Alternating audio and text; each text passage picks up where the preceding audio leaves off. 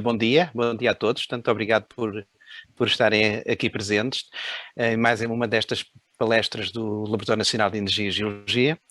Hoje o tema que vamos falar é sobre os desafios e as recentes novidades, portanto, em biorrefinarias, portanto, de biocombustíveis, em particular biorrefinarias que produzem, portanto, bioetanol avançado, a partir de resíduos, portanto, de lenho-celulósicos.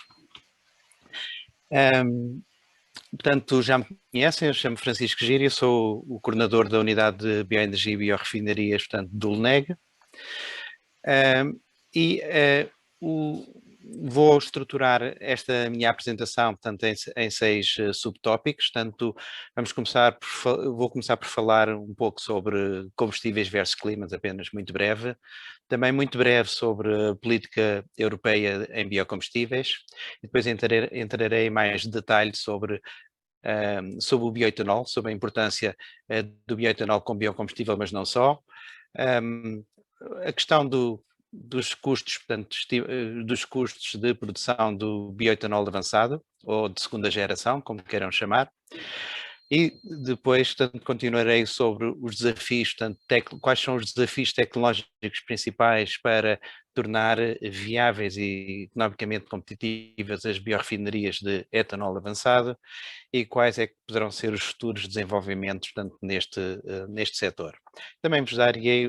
dar-vos-ei um panorama do estado desta tecnologia na Europa. Ora bem, começando a fazer uma ligação de combustíveis com clima, hoje em dia, portanto, já desde alguns anos, tanto que é claramente um assunto principal o aquecimento global, a questão do aumento das emissões de carbono para a atmosfera. Mas eu queria lembrar que este assunto não é nenhuma novidade científica, nem é nenhuma novidade dos dias de hoje. Aqui do lado esquerdo está um artigo de 1912, portanto, do início do século XX, publicado no Jornal da Nova Zelândia, em que já era perfeitamente claro, portanto, na ciência, que o consumo de carvão afetava tanto o clima, tanto o consumo de fósseis, em particular o carvão. Portanto, era muito claro neste artigo, portanto, já que sabia-se que o carvão, portanto, contribuía com mais de 2 mil milhões de toneladas portanto, eram consumidas por ano e que emitia mais de 7 mil milhões de toneladas de dióxido de carbono para a atmosfera e que isto teria um efeito de um cobertor efetivo sobre a Terra que levaria ao aumento da sua temperatura e que talvez o que o artigo não imaginava é que o efeito fosse muito mais rápido e não portanto, fosse apenas mais sério só ao fim de vários séculos. Portanto, o assunto da descarbonização, da conversão do paradigma de consumo de combustíveis fósseis para o uso de fontes renováveis para o sistema energético. Portanto, é uma questão que passou transversalmente por todo o século XX. Entretanto, surgiu o petróleo, surgiram as refinarias, surgiu, portanto, toda a sociedade baseada, portanto, na economia do petróleo, portanto, e do gás natural e do carvão, até, portanto, aos dias de hoje, e hoje temos as situações emergentes do aumento global de temperatura e das alterações climáticas. Na área dos transportes, e esta comunicação foca-se nos transportes, e em particular nos biocombustíveis, é preciso, portanto, clarificar que, embora se fale mais tanto em mobilidade elétrica e agora também em hidrogênio, os biocombustíveis são complementares tanto a estas apostas tanto europeias da mobilidade elétrica e do hidrogênio e são uma prioridade dentro das políticas da União Europeia desde há cerca de 20 anos. Portanto, aqui neste slide podemos ver, tanto que nós temos documentos, portanto, estratégicos dentro da União Europeia de políticas públicas, tanto já desde 1997 sobre a aposta nas energias renováveis, depois em 2001 a diretiva da eletricidade verde, a primeira diretiva de biocombustíveis que surge em 2003 e depois tanto várias outras, tanto até a atual diretiva RED que está ainda em vigor, portanto, embora revista pela ILUC, mas está ainda em vigor até 30 de junho deste ano e que já vem desde 2010. E a partir de 1 de julho de 2021 teremos até 2030 tanto a nova diretiva tanto de fontes de energias renováveis, tanto que inclui também os biocombustíveis, que é a chamada tanto RED 2. Em 2017, todos recordam, portanto, do pacote europeu de energias limpas, portanto, energias limpas para todos os europeus, que nos dá o novo framework, o novo quadro regulatório para as renováveis após 2020. Ou seja, durante esta década. Este quadro regulatório já foi ligeiramente aumentado nas suas ambições no que diz respeito à redução das emissões de gases com efeito de estufa até 2030. Neste momento o objetivo já não é reduzir 40%, mas sim reduzir 55% relativamente ao ano de referência. Mas as outras, mas no caso dos transportes, temos uma meta mínima, uma submeta mínima para a adição de renováveis no setor transportador de 14% a nível europeu, sendo que em Portugal o Governo já publicou e já legislou que a meta mínima em Portugal para o setor dos transportes será de 20%. Ou seja, neste momento, em 2020, nós temos cerca de 10% de adição de renováveis no setor transportador e em 2030 teremos um mínimo de 20% ou eventualmente até superior, mas portanto este será o valor mínimo. Obviamente que o setor dos transportes é bastante dependente dos combustíveis fósseis, quer em Portugal, quer na Europa. É dos setores, tanto económicos, mais dependentes dos combustíveis fósseis. Na prática, ainda nos dias de hoje, é dependente em cerca de 90% a 95% de combustíveis fósseis.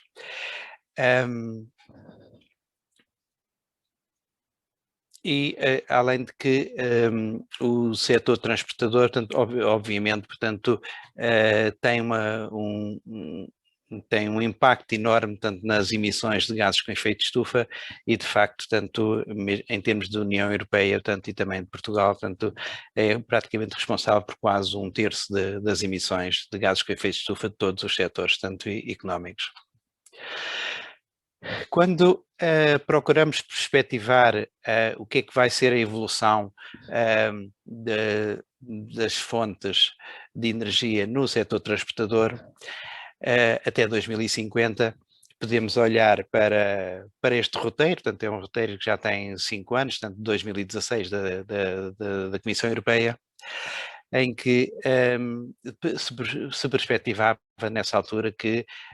em 2050 nós, tanto ainda teríamos cerca de 36% do setor transportador ainda dependente de combustíveis fósseis, de gasolinas e gasóleos principalmente, 25% seria, portanto, biocombustíveis e 39%, portanto, eletricidade, mobilidade elétrica. Portanto, ou seja, portanto, mesmo em 2050, portanto, estamos ainda a 30 anos de distância. Obviamente que estes roteiros valem o que valem e estão permanentemente a alterarem-se as nossas perspectivas, tanto hoje em dia, tanto a velocidade em que a transição energética se está a efetuar, é muito difícil fazer perspectivas boas previsões a mais de 5 anos de distância, portanto, também esta previsão provavelmente irá estar bastante alterada, tanto quando chegarmos a 2050, mas portanto neste momento é o que temos, portanto, e estas são as previsões. Quando falamos em biocombustíveis, portanto, líquidos e biocombustíveis gasosos para o setor transportador, falamos, portanto,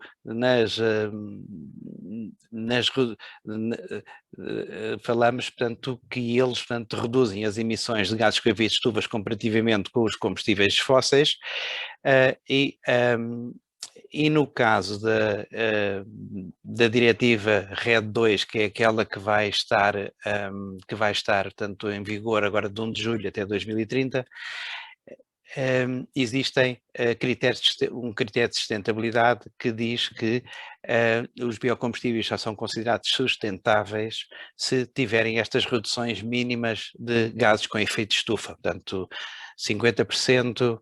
para as instalações atuais, portanto 60% de redução mínima para instalações que entraram em operação até janeiro deste ano, ou 65% para instalações após janeiro deste ano. Isto para combustíveis líquidos e gasosos. Para os chamados combustíveis renováveis de origem não biológica, aqui estamos a falar daquelas tecnologias power to gas, power to líquidos, ou seja, por exemplo, portanto, a produção de combustíveis gasosos, tanto tipo biometano ou combustíveis líquidos como metanol a partir de CO2 e de hidrogênio de origem por eletrólise de água, por exemplo, a redução mínima, portanto, a redução mínima é de 70% na RED 2. Depois ainda temos os chamados Recycle Carbon Fuels, os combustíveis de carbono reciclado, que está-se à espera ainda de um ato delegado para a União Europeia legislar sobre o valor mínimo de redução destes combustíveis para contribuírem para as metas europeias dos transportes. Olhando para os combustíveis líquidos, para os biocombustíveis líquidos, e em relação, tanto a estes níveis de poupança de gases com efeito de estufa, podemos distinguir temos dois clusters de biocombustíveis. Temos o cluster de biocombustíveis atual, chamado primeira geração, que é constituído por o etanol obtido a partir de culturas alimentares, portanto, a partir de amido de grão de cereais, portanto, ou a partir de beterraba, açúcar de beterraba, ou de cana, peço desculpa, açúcar de beterraba, ou o biodiesel, o FAME, tanto obtido a partir de oleaginosas como a soja, a colza, tanto a palma, que no máximo, tanto, que reduzem, tanto, têm reduções de gases, de emissões de gases com efeito de estufa na ordem dos 50%. Quando passamos para o cluster das matérias avançadas, das matérias-primas avançadas para biocombustíveis, também chamados biocombustíveis avançados, ou seja, produzir, no caso concreto, bioetanol a partir de resíduos, por exemplo, palhas de cereais, bagaço de cana, resíduos florestais, de matriz de lenha celulósica, portanto, ou mesmo, substitutos de diesel, a partir de resíduos, lenhocelulósicos, entramos numa zona de poupança de gases com efeito de estufa na ordem dos 90%. Portanto, é esta a diferença entre passar-se da chamada tecnologia atual de primeira geração para a tecnologia de segunda geração. É passar de reduções de 50% para 90%. E com isso, obviamente, cumprir as metas mínimas de sustentabilidade da tal diretiva, tanto RED 2. O bioetanol, o bioetanol, tanto é um biocombustível líquido que atualmente já é utilizado na Europa, é utilizado no Brasil, portanto, ou nos Estados Unidos, portanto, praticamente em todas as partes, em todos os continentes, normalmente, portanto, é utilizado como uma mistura com a gasolina. Portanto, as misturas podem ser misturas menos ricas ou mais ricas, tanto em etanol, podem ser E5, podem ser E10, tanto 5% de etanol, 10% de etanol, ou podem chegar aos chamados, tanto misturas mais ricas, como por exemplo o E85, portanto. O etanol também pode ser usado no transporte rodoviário pesado. A Scania, por exemplo, portanto, já desde 2018 que vende caminhões, tanto que são ligeiramente modificados em relação a um caminhão, portanto,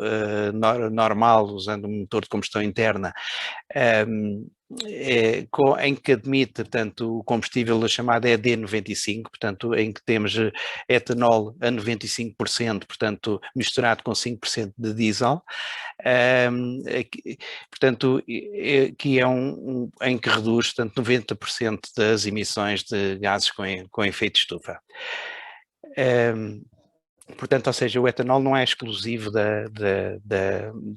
como substituto, não é um substituto exclusivo de gasolina, mas também pode ser um substituto de diesel, tanto com alterações menores a nível da tecnologia de ignição e de outros pequenos componentes dentro desses caminhões. Para além das misturas que eu estava a falar de etanol com combustíveis fósseis, existe uma outra forma do etanol ser um combustível avançado, que é ser, portanto,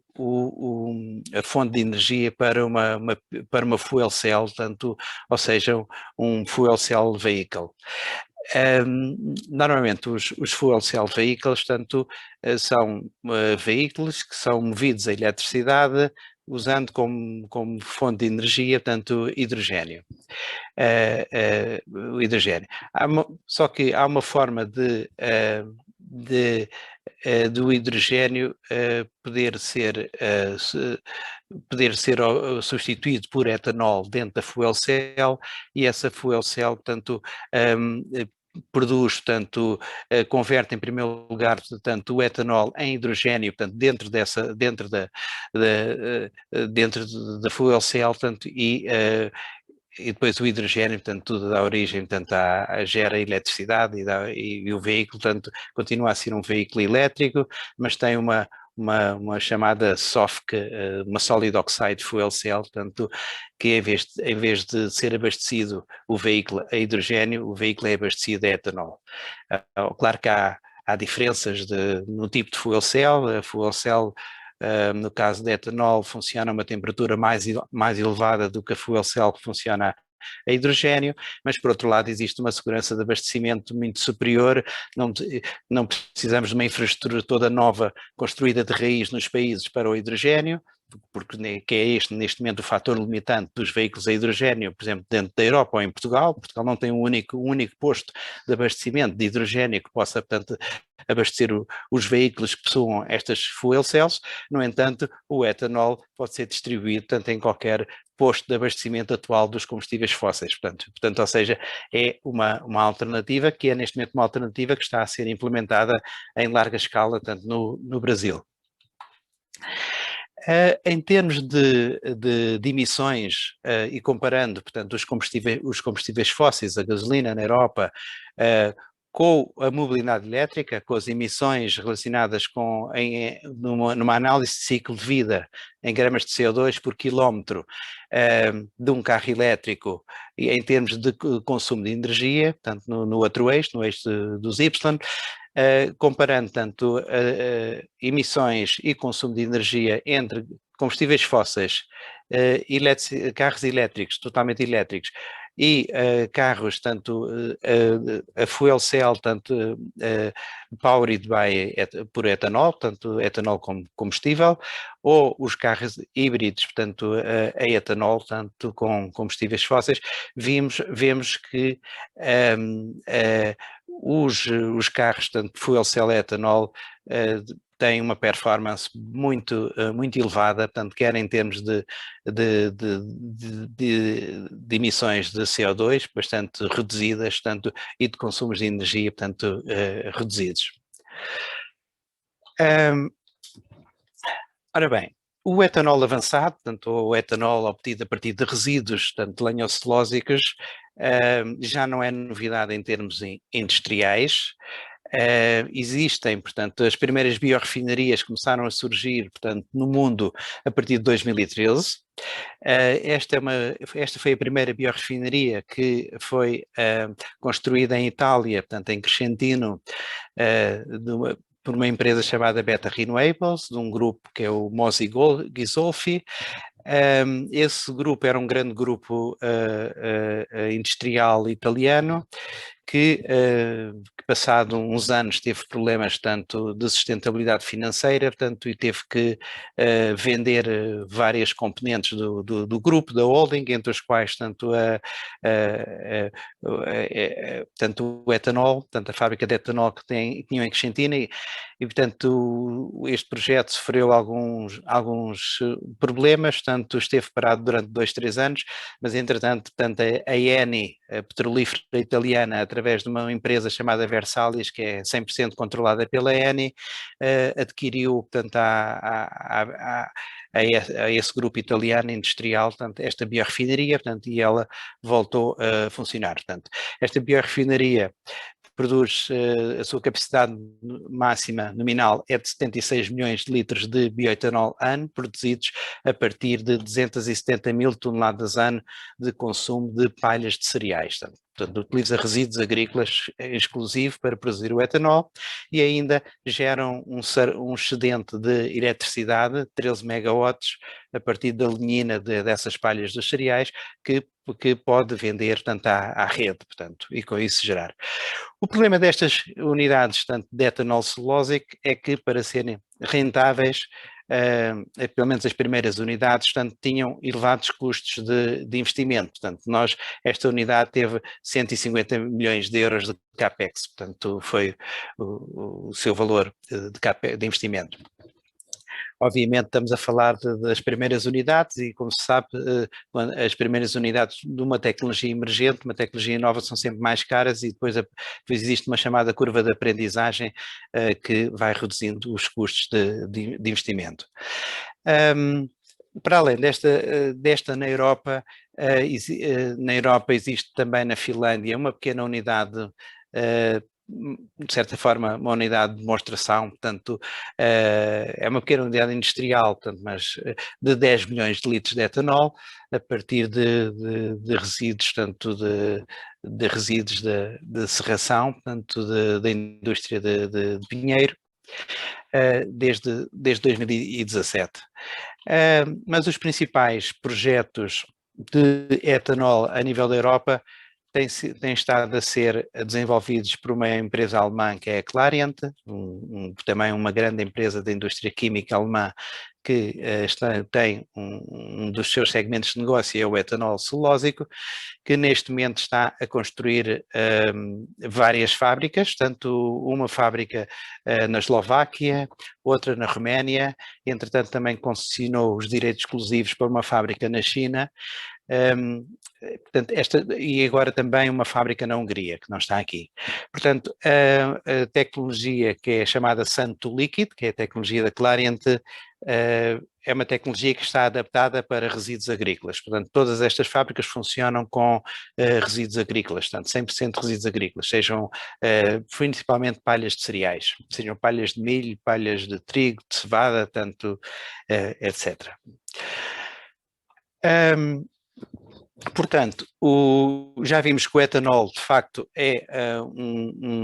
um biocombustível, portanto, nesta primeira linha aqui deste slide, portanto, temos aqui a tecnologia que se utiliza hoje em dia para produzir etanol, tanto a partir de biomassa, tanto que tem um pré-tratamento, e depois de seguida de uma hidrólise enzimática que hidrolisa os dois componentes principais da biomassa, que é a celulose e a hemicelulose, produzindo um xarope de açúcares que depois, portanto, são fermentados por uma levedura em etanol. Isto é a tecnologia clássica que já vamos falar mais à frente. Existem, portanto, outras variantes de tecnologia em que o etanol pode ser obtido como a partir também da biomassa, por uma tecnologia semelhante, mas depois de ser obtido pode ser, portanto, pode ser um produto intermediário e não um produto final, portanto, e através de uma rota chamada álcool to jet, portanto, ATJ, ser oligomerizado e convertido, portanto, em substitutos de biocombustível para a aviação. Portanto, é outra hipótese, portanto, ou seja, produzir hidrocarbonetos alifáticos, portanto, que são substitutos do querosene para a aviação.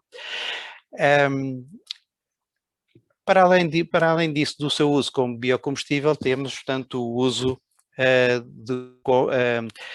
uso para o bioetanol como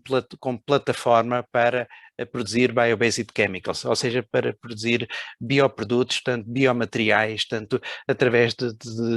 conversões catalíticas, tanto numa série de produtos, tanto de indústria química, que podem, tanto estes produtos, tanto que são obtidos por via renovável e serão substitutos desses produtos da indústria química equivalentes que até agora eram produzidos a partir de combustíveis fósseis. Vamos à tecnologia. Aqui esta foto é uma foto de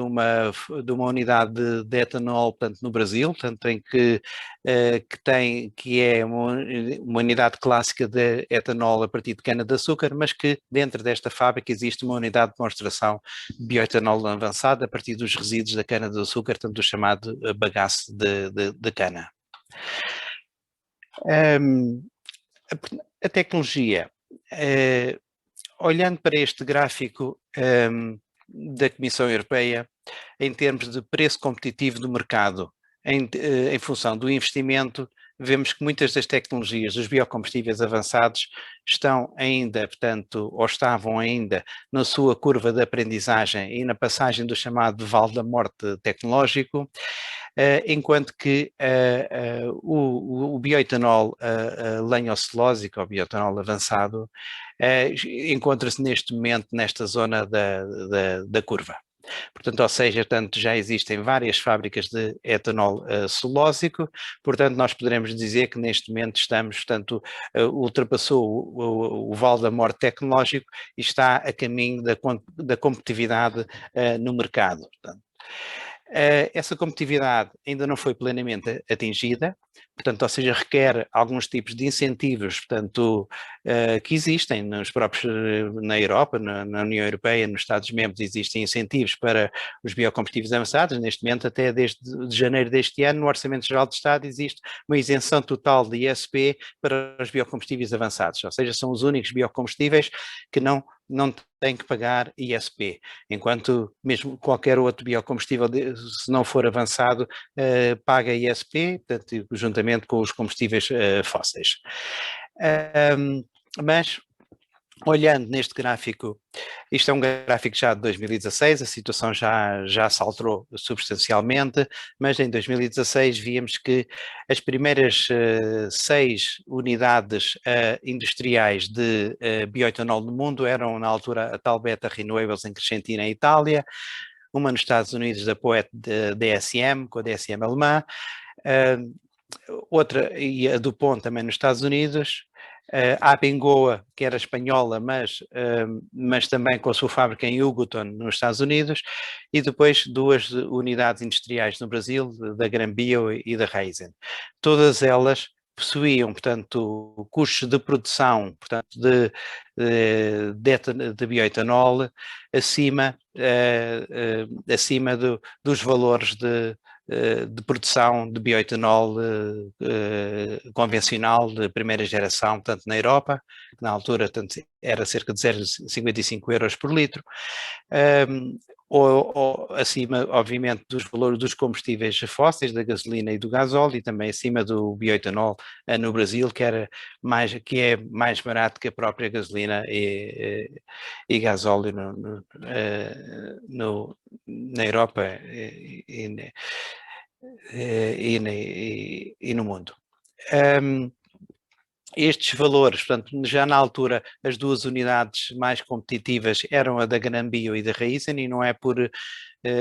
e por alguma razão estas duas unidades continuam a operar e a funcionar, enquanto que estas três unidades com com custos mais elevados da Poet, da Abengoa e da Dupont, entretanto, encerraram.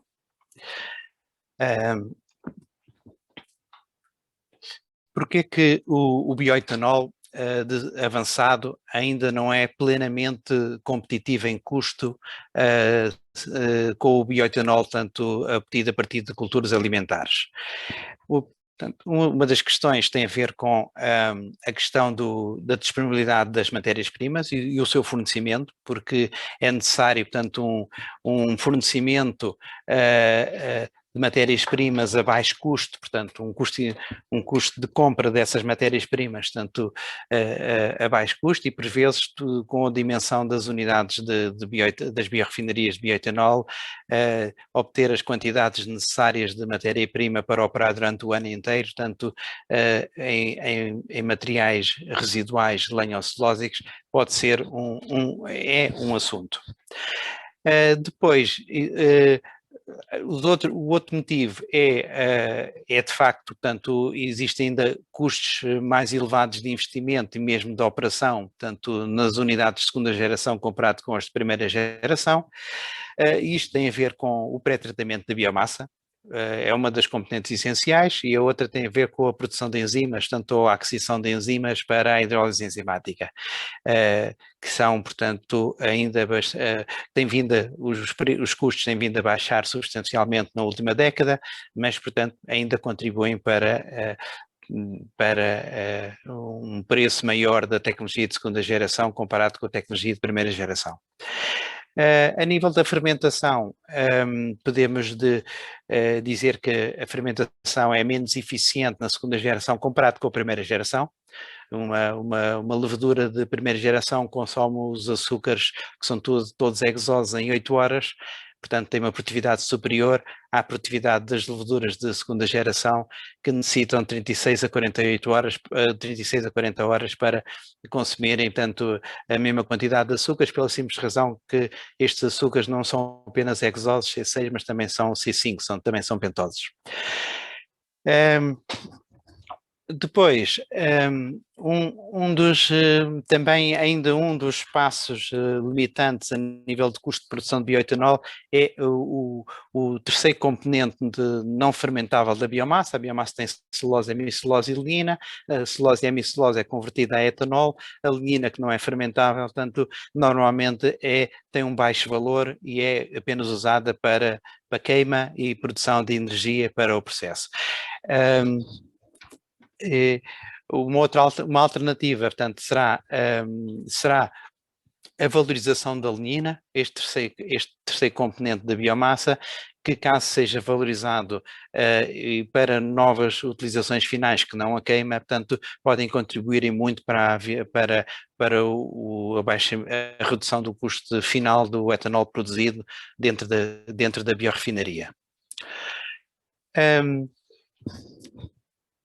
Portanto, falámos há pouco que a tecnologia para produzir bioetanol avançado é uma tecnologia, portanto, que tem várias operações unitárias, tanto o pré-tratamento, a hidrólise enzimática, a fermentação, depois a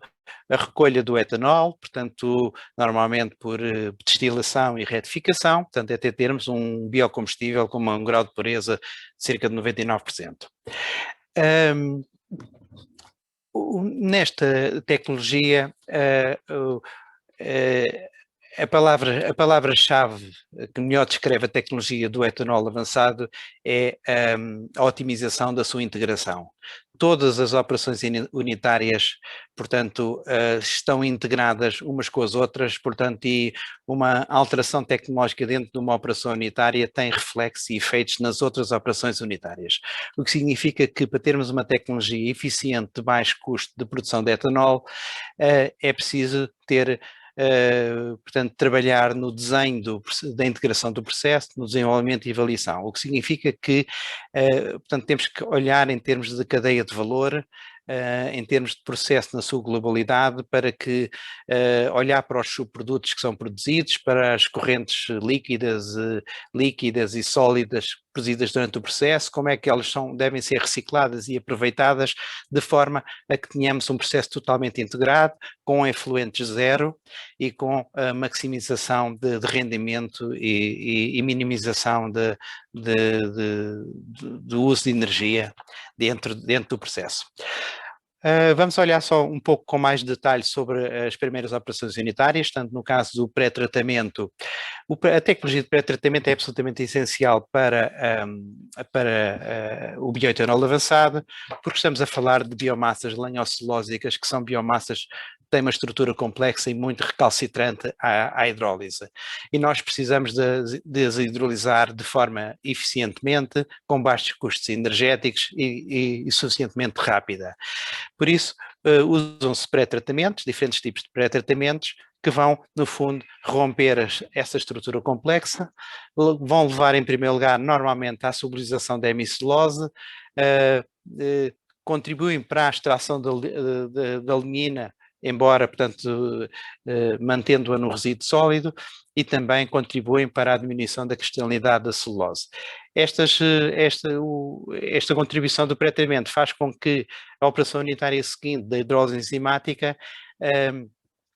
fique mais facilitada, porque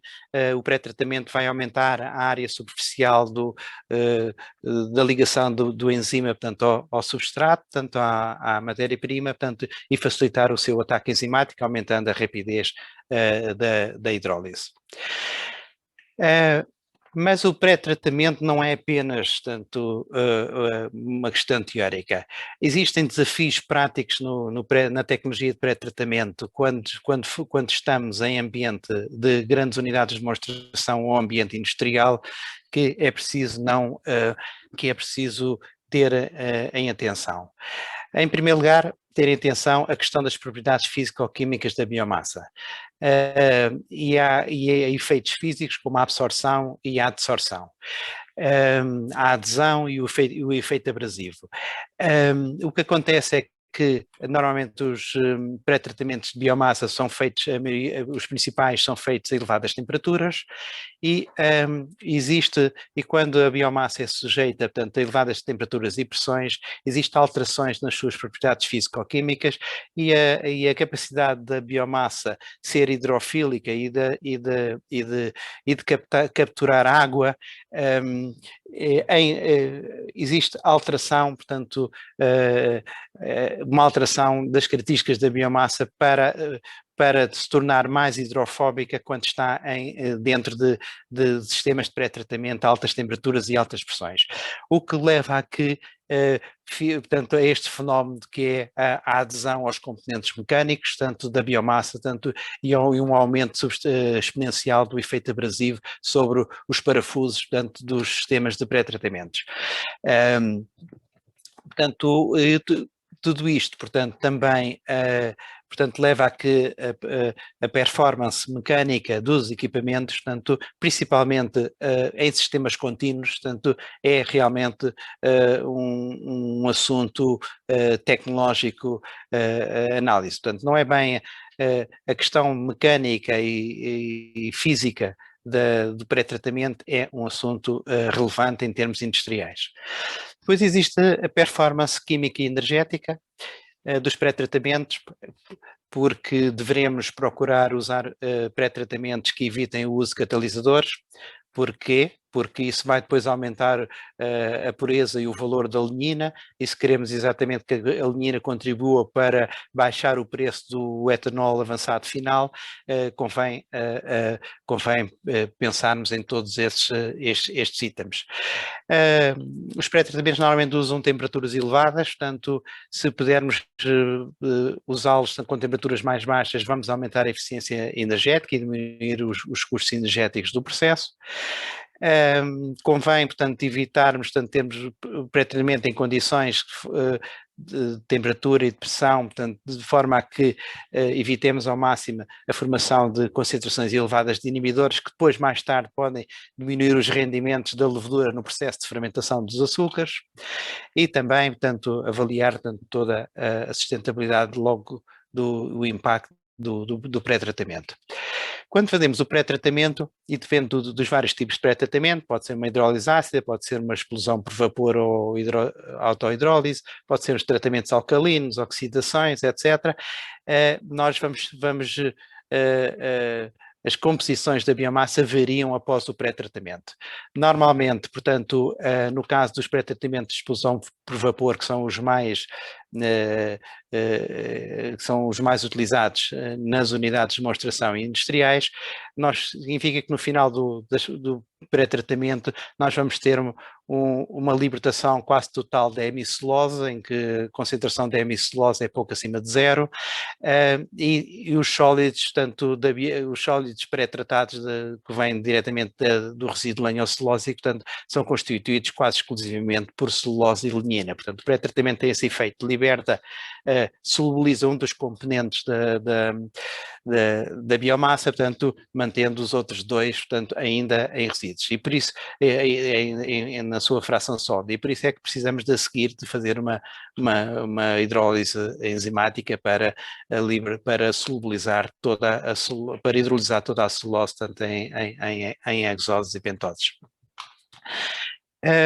Só para quem não está familiar com os pré-tratamentos, tanto o pré-tratamento de explosão por vapor é um pré-tratamento que funciona, portanto, em que a biomassa é umedecida, portanto, por vapor a pressões bastante elevadas dentro de um reator,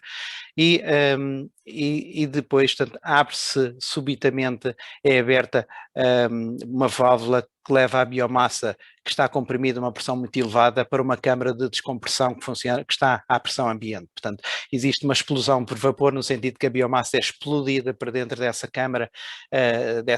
final, de câmara de expansão, portanto, de volume muito superior ao volume do reator, e que faz com que, no momento dessa explosão, portanto, há uma desagregação da matriz lenhocelulósica e quebram-se ligações inter e intramoleculares, tanto da biomassa, tanto levando a uma modificação da outra estrutura.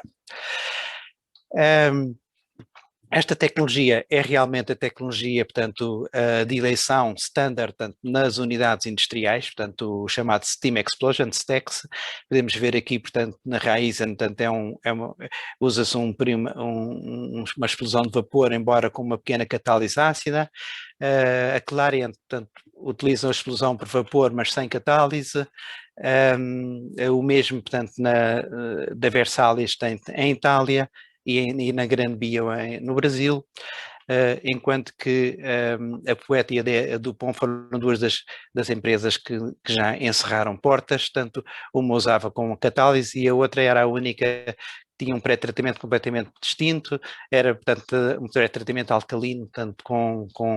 à base de amónia. Passando mais rapidamente para a tecnologia da integração da hidrólise enzimática e fermentação,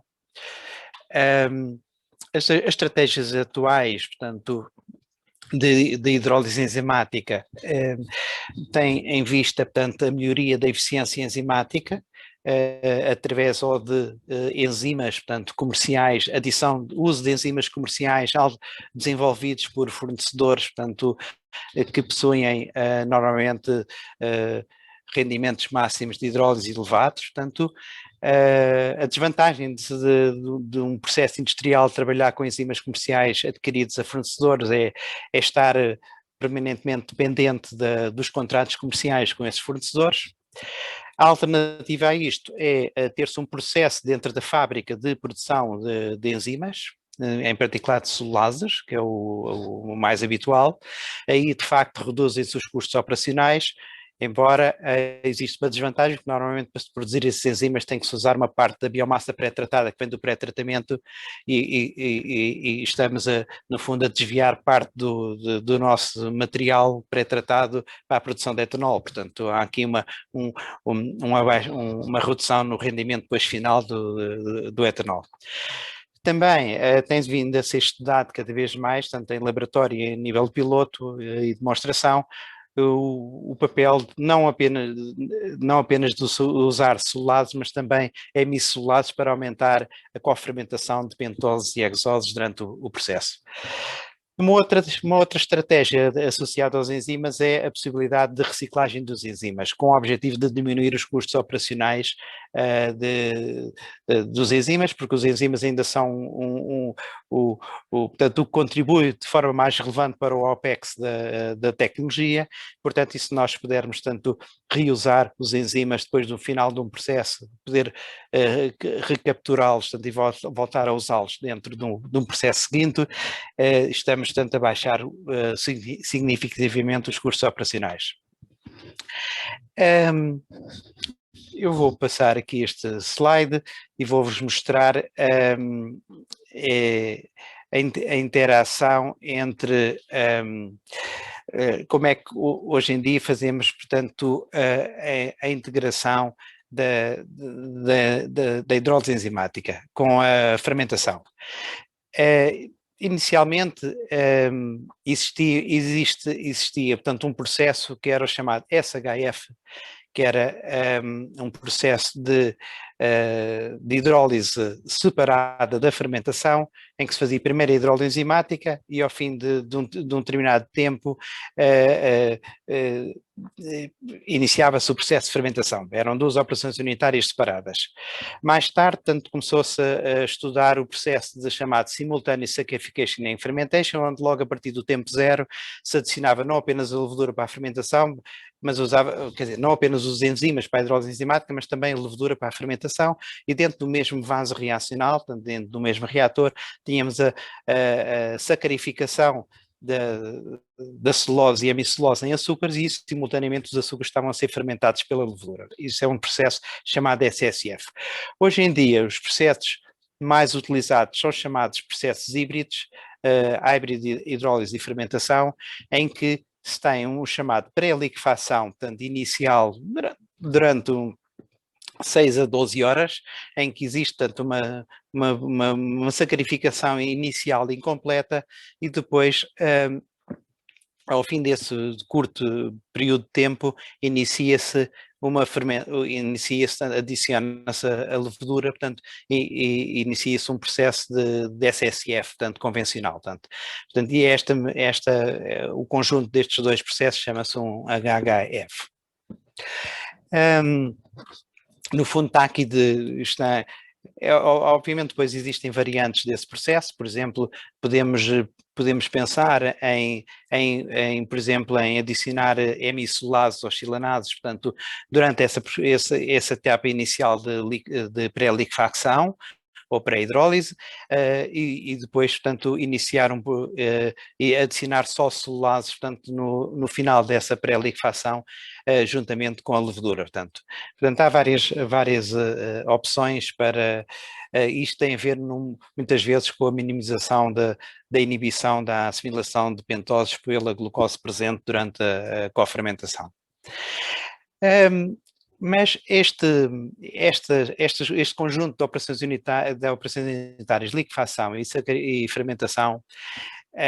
estão muito relacionadas com o pré-tratamento inicial que falámos há pouco. E porquê? Porque é crucial na tecnologia a carga de sólidos que utilizamos, tanto logo inicialmente no pré-tratamento e depois tanto na própria hidrólise enzimática. Para verem aqui um exemplo, no caso da hidrólise enzimática, quando passamos de 25% de carga de sólidos pré-tratados para 30% de sólidos pré-tratados nesta operação de hidrólise enzimática, nós passamos e depois vamos fermentar essas cargas hidrolisadas, verificamos que conseguimos passar de 8 para 9% a quantidade final de etanol produzido pela simples variação de 5% na carga de sólidos dentro da operação da hidrólise enzimática. Portanto, isto é uma questão muito relevante, porque ao aumentarmos o teor final de etanol no final da fermentação, vamos diminuir os custos depois da destilação, portanto, mais etanol carregado no início do processo de destilação, portanto, menos energia necessária para levar as concentrações de etanol a 90 e tal por cento, portanto, tudo isto afeta o processo. Uma outra variável que afeta o processo é a questão dentro da questão da fermentação, se usamos leveduras selvagens ou leveduras recombinantes. Obviamente, uma levedura recombinante tem o interesse de que fermente em simultâneo pentoses e hexoses, tem o potencial de aumentar o rendimento em etanol final por tonelada de matéria-prima, portanto, de resíduos lenhocelulósicos, mas por outro lado também existem assuntos relacionados com investimento e com custos operacionais de usar-se leveduras geneticamente manipuladas comparado com as leveduras selvagens. Normalmente as leveduras, portanto, os custos são mais baixos, portanto os custos operacionais são mais baixos usando leveduras selvagens do que leveduras geneticamente manipuladas. Só para perceberem um pouco da complexidade da tecnologia, vamos só analisar aqui em 2 slides, tanto como é que habitualmente olhamos neste momento para a tecnologia em função de algumas variáveis, nomeadamente em função da variável se estamos a falar de uma biorefinaria de etanol dedicada, portanto, construída de raiz para produzir bioetanol avançado, ou se estamos a falar de uma biorefinaria de etanol avançado integrada, por exemplo, dentro de uma biorefinaria de etanol convencional, a partir de cereais, de grão de cereais. No caso de uma biorefinaria de etanol avançada, a tecnologia habitual tanto é esta, portanto já falámos, tanto o pré-tratamento por explosão de vapor, depois temos tanto a adição de enzimas, a hidrólise enzimática, pode ser uma simples pré-liquefação e depois a seguir inicia-se a fermentação simultânea também e hidrólise, portanto, com uma levedura geneticamente manipulada, um único reator em que quer as pentoses, quer hexoses são fermentadas e depois tanto o etanol é destilado. A lignina, tanto que é o tal componente macromolecular não fermentável da biomassa, é removida a nível do processo, no final do processo, e depois, portanto, normalmente esta lignina já é uma lignina de baixo valor, normalmente é usada para caldeiras de combustão para ser queimada e produzir energia, vapor, etc., para o processo. Obviamente que a alternativa à adição de enzimas é a produção de enzimas, conforme eu falei, aí neste caso temos que desviar uma parte dos sólidos pré-tratados para produzir as enzimas mas que depois vão alimentar a hidrólise enzimática. A alternativa a esta tecnologia é uma segunda variante em que não utilizamos uma estirpe geneticamente manipulada. E quando não se utiliza uma estirpe geneticamente manipulada, a primeira consequência é que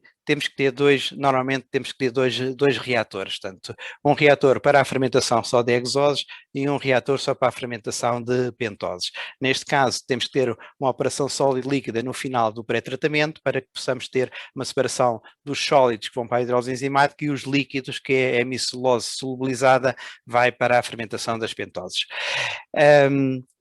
Quanto ao resto, o processo, portanto, é idêntico e a lignina sai no final e o etanol, portanto, é o produto final. Quando passamos para uma unidade de etanol integrada, portanto, não dedicada, mas integrada dentro do mesmo site de uma refinaria de etanol de primeira geração, por exemplo, utiliza melaços, seja melaços de cana ou melaços de beterraba, portanto no Brasil é melaços de cana, na Europa normalmente é melaços de beterraba ou em alternativa a amido de cereais. Nós a tecnologia mais utilizada é uma chamada Clear Mass Technology, em que entre a hidrólise enzimática, no final entre a hidrólise enzimática e a fermentação, existe uma separação sólido-líquido. E aqui a hidrólise enzimática já é uma hidrólise enzimática mais completa,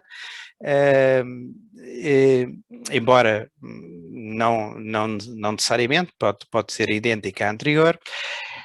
Mas existe sempre uma separação sólido-líquido para remover a lignina neste passo. A lignina deixa de ser removida no final da destilação, passa a ser removida, portanto, entre a hidrólise enzimática e a fermentação. Isto com o objetivo de termos aqui uma fermentação sem sólidos em suspensão, portanto, só solúveis, tudo solúvel, de forma a que se possa misturar com os molasses de primeira geração, portanto, e fazer a fermentação com uma levedura geneticamente manipulada. Obviamente que existe sempre a segunda variante, que é também usar leveduras não geneticamente manipuladas, nesse caso com dois reatores. Mas o processo também é idêntico, a lignina sai, portanto, nesta fase da tecnologia. Só muito rapidamente, a lignina, portanto, é um produto que praticamente só é valorizado atualmente a partir como subproduto da indústria de pasta de papel, portanto, kraft e sulfite, portanto, tem algumas aplicações, tanto de baixa e média valorização, portanto, embora seja um negócio de quase 1 bilhão de euros. Mas funciona, mas é uma plataforma realmente importante e possui uma variedade de produtos potenciais que podem ser obtidos a partir da lignina. Neste momento as utilizações finais são mais para compósitos, adesivos, portanto ligantes, portanto, mas tanto desde consoante a tecnologia de conversão da lignina, podemos produzir uma quantidade enorme de moléculas químicas diferentes que podem ser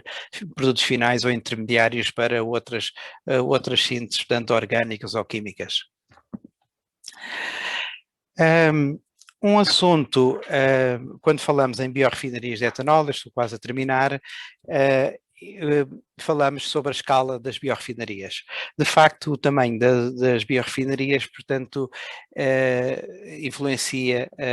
influencia bastante quer a sua rentabilidade económica,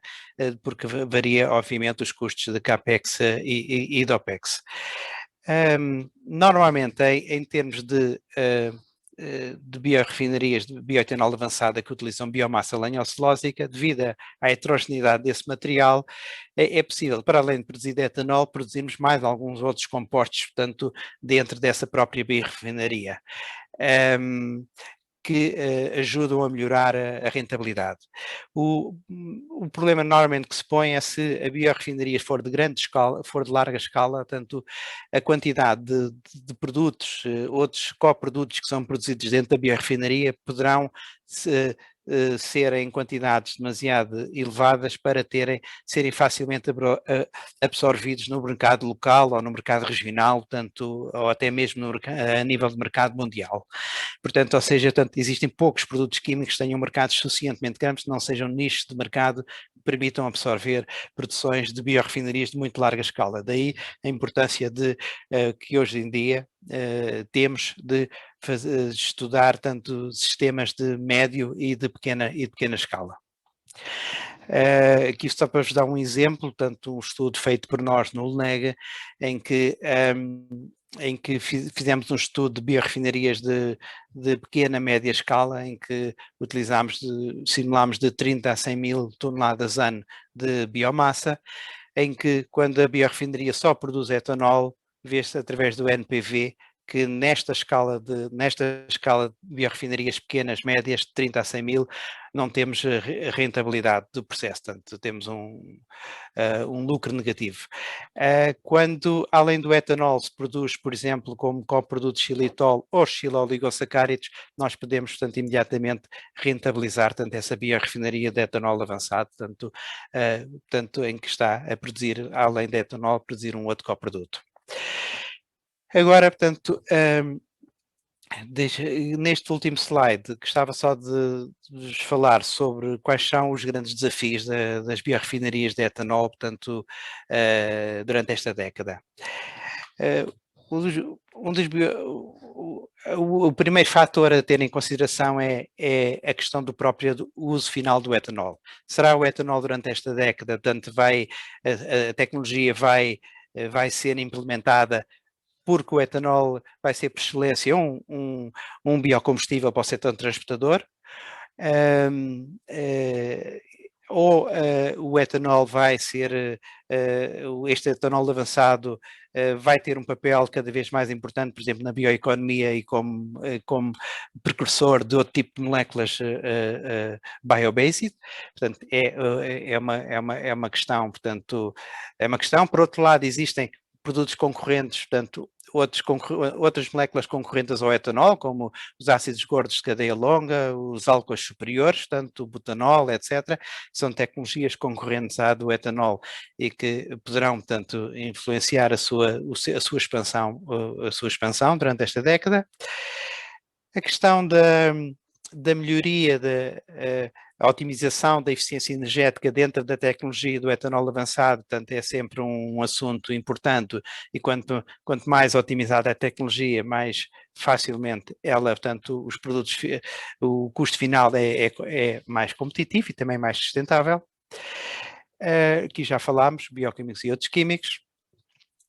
A questão da lignina, portanto, a lignina, portanto, a sua valorização, portanto, e não apenas para uso na queima, para produzir energia, é outra questão relevante nas biorrefinarias de etanol. A questão da hidrólise enzimática, portanto, e é um assunto muito falado, que será que no futuro próximo nós poderemos, portanto, eliminar a hidrólise enzimática da tecnologia e com isto reduzir substancialmente o custo de produção de etanol? Como é que se pode eliminar a hidrólise enzimática? Por exemplo, fazendo o chamado Combining Bioprocessing, que é termos de leveduras que simultaneamente, além de fermentar, também sacrificam a biomassa, através essas leveduras são sempre geneticamente manipuladas, tanto com hidrolases, tanto dentro da célula. A questão como falámos da escala das biorrefinarias, portanto, muito importante que biorrefinarias de pequena escala, portanto, se tornem, portanto, viáveis, portanto, de forma efetiva para se poderem mais facilmente constituírem soluções locais e regionais. E depois, portanto, existe a nível das grandes biorrefinarias, quando tal não é possível, portanto, ser pequeno, a questão dos clusters, portanto, a questão das biorrefinarias estarem integradas em sites industriais, sites da indústria química, que possam beneficiar de sinergias, portanto, e com isso, portanto, diminuam, portanto, aumentem a sua viabilidade, tanto económica. Era isto que eu tinha-vos para dizer hoje, portanto, estou à vossa disposição agora, portanto, e espero que tenham achado interessante.